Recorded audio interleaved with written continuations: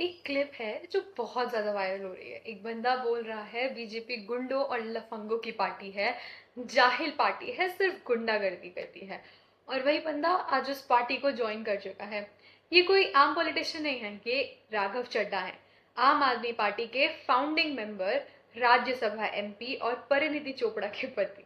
आज हम सिर्फ एक काम करेंगे, उनके पुराने बयान सुनेंगे और फिर उनके नए बयान सुनेंगे और फिर आप खुद डिसाइड करना कि इनकी बातों में कितनी सच्चाई है।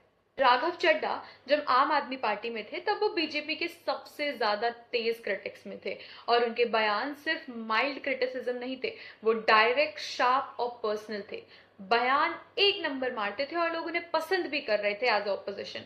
उन्होंने बीजेपी को सीधा भारत में गुंडों की और लफंगों की पार्टी कहा है। पूरा सेंटेंस सुनना, बीजेपी भारत की गुंडों लफंगों की पार्टी है, अनपढ़ गुंडों की पार्टी है। इतना तेज बयान और इतना स्ट्रॉन्ग बयान बीजेपी युवा मोर्चा पंजाब के एक वाइस प्रेसिडेंट ने उन्हें लीगल नोटिस भेजा। लिखा कि माफी मांगो तभी केस बंद होगा। मतलब ये कोई कैजुअल बात नहीं थी, ये बंदा इतनी बड़ी स्टेटमेंट दे रहा था कि लीगल नोटिस तक आ गया उस पे। बयान नंबर 2, बीजेपी भारत की जाहिल पार्टी है, वो सिर्फ गुंडागर्दी करती है, देश भावना नहीं दिखाती। जाहिल, गुंडागर्दी, उनके ये खुद के वर्ड्स हैं। ये वर्ड्स उन्होंने बार बार यूज करे हैं अपने इंटरव्यूज में, रैलीज में, सोशल मीडियाज पर। बयान नंबर 3 सबसे इंपॉर्टेंट वाला है। ये वो क्लिप है जो आज सबसे ज्यादा वायरल हो रही है। राघव चड्ढा ने अपने एक इंटरव्यू में कहा, जो लोग पैसे के लिए बेचते हैं उनकी कीमत लग जाती है, मेरी कीमत कोई नहीं लगा सकता क्योंकि मैं खुद को बेचता नहीं हूँ।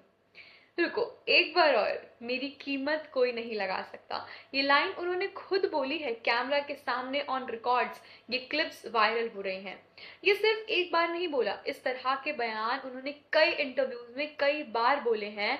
मैं वो हूं जो बिकता नहीं, मैं प्रिंसिपल्स के लिए काम करता हूं, मैं बीजेपी जैसी गिरी हुई पार्टी नहीं हूं। ये उनका पर्सनल ब्रांड था। 15 साल एक पार्टी, एक आइडियोलॉजी के साथ जुड़े रहना और इन सब बयानों के साथ एक क्लियरली डिफाइंड आइडेंटिटी। अब आगे बढ़ते हैं। अप्रैल 2025 राघव चड्ढा ने बीजेपी ज्वाइन की और तब उन्होंने बोला, सुनना जरूरी है, word by word. BJP join करने का रीजन, आम आदमी पार्टी पे उन्होंने अटैक किया। उन्होंने कहा, जिस आम आदमी पार्टी को मैंने अपने खून पसीने से सींचा, 15 साल दिए, वो पार्टी अब अपने रास्ते भटक गई है, देशहित नहीं निजी फायदों के लिए काम करती है। मतलब अपनी ही पार्टी को उन्होंने करप्ट बोल दिया एक प्रेस कॉन्फ्रेंस में। फिर उन्होंने ये भी कहा, आम आदमी पार्टी वही भ्रष्टाचार और समझौते कर रही है जिसके खिलाफ वो पार्टी खड़ी हुई थी। पार्टी भ्रष्टाचार लोगों के हाथों में चली गई है। यार जरा सोचो, उन्हें आम आदमी पार्टी को वही कहा जो आम आदमी पार्टी कभी बीजेपी को कहा करती थी, भ्रष्टाचार, समझौता करना, गलत लोगों के हाथ में पार्टी आना। फुल सर्कल मूवमेंट बन गया था। वो गलत पार्टी में सही आदमी वाली लाइन, फिर आई वो लाइन जो एकदम सिनेमैटिक थी। मुझे लगातार महसूस हो रहा था कि मैं गलत पार्टी में एक सही आदमी हूँ, इसलिए मैंने पार्टी से अलग होना सही समझा और जनता के करीब आना सोचा। गलत पार्टी में सही आदमी से वो अपने आप को प्रोटेक्ट कर रहे हैं और जिस पार्टी के साथ वो 15 साल काम कर रहे थे उसकी बुराई कर रहे हैं।